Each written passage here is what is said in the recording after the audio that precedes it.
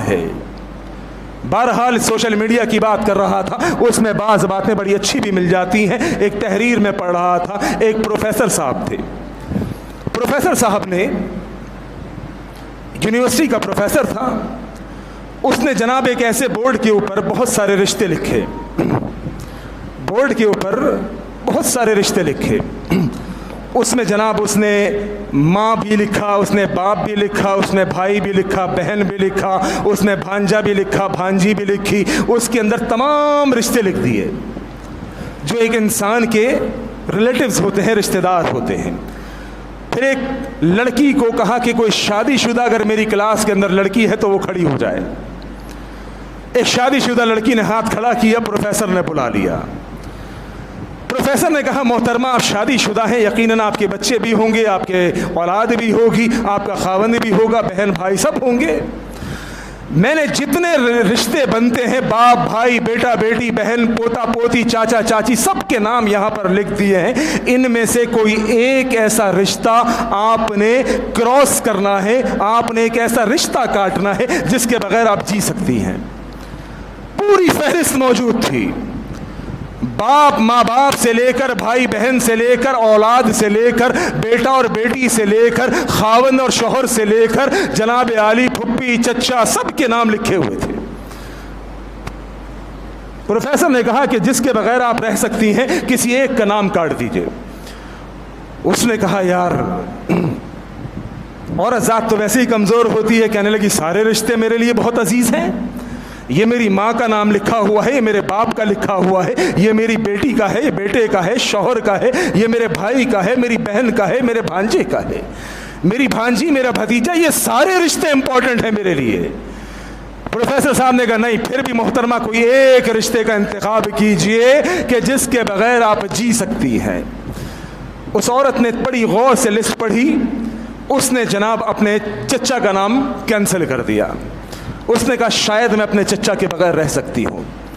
Professor ने कहा, अच्छा आपके इजाफी 2-4 मिनट लूँगा, टाइम तो ख़त्म हो गया है, बस वाक़या कंप्लीट करके अपनी बात ख़त्म करता हूँ।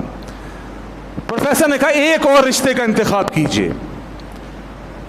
कहने लगी, एक और रिश्ता? बड़ी मुश्किल से तो मैंने चचा को क्रॉस किया था कि मैं उनके बगैर भी जी नहीं सकती, लेकिन आपने कंडीशन रखी है कि कैंसिल करना है, तो मैंने चचा को कर दिया। अब और कौन सा रिश्ता कैंसिल करूँ? उसने कहा, बस एक रिश्ता और कीजिए। उसने बहरहाल अपनी भांजी का रिश्ता क्रॉस कर दिया कि इसके बगैर भी मैं जी सकती हूँ। प्रोफेसर ने कहा, मैडम एक रिश्ता और। गर्ज कहने का मकसद, उसको एक एक रिश्ता करके सारे रिश्ते कटवाता चला गया। उसने भांजी काट दिया, उसने भतीजा काट दिया, उसने मामू काट दिया, हत्ता कि अब बात आ गई माँ बाप के ऊपर और बेटा और बेटी के ऊपर और खावंद के ऊपर। अब उसने कहा, एक रिश्ता और क्रॉस कीजिए।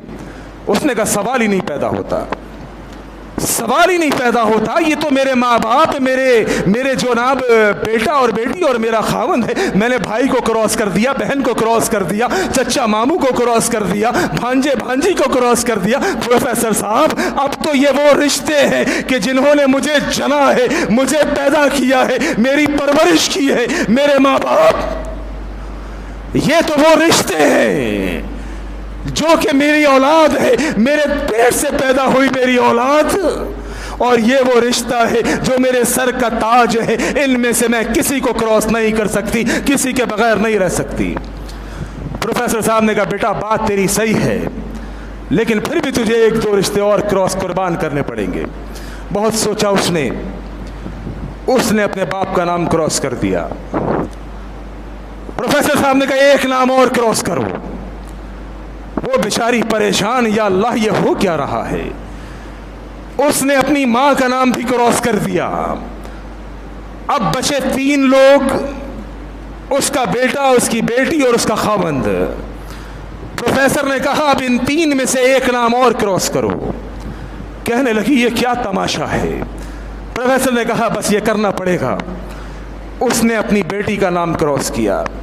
अब बचे 2 लोग। प्रोफेसर ने कहा, अब सिर्फ एक नाम क्रॉस करना है, अब तेरे ऊपर है, तेरा बेटा है और तेरा शौहर है। इसके बाद बचा कुछ नहीं, सिर्फ एक नाम क्रॉस करना है। मैं ये देखना चाहता हूं बिलाखिर जब वो प्रेशराइज हो गई, मजबूर हो गई, उसने बेटे का नाम भी क्रॉस कर दिया। अब फकत एक नाम बचा, उसके सर के ताज का, उसके खावंद का, उसके हस्बैंड, उसके शौहर का। प्रोफेसर ने कहा इसका मकसद कि आप अपने हस्बैंड के बगैर नहीं रह सकती, आप अपने माँ बाप के बगैर रह लेंगी, अपनी औलाद के बगैर रह लेंगी, अपने रिश्तेदारों के बगैर रह लेंगी, लेकिन अपने खावंद के बगैर नहीं रह सकती। मैं यही देखना चाहता था। वाक़ियतन तू एक अक्लमंद औरत है। फिर उस औरत ने कहा, प्रोफेसर ने पूछा क्या वजह है कि आप अपने हस्बैंड के बगैर नहीं रह सकती, सारे रिश्ते कुर्बान कर देंगी? कहने लगी बात यह है, माँ बाप ने मुझको विदा कर दिया, माँ बाप ने मुझे रुखसत कर दिया।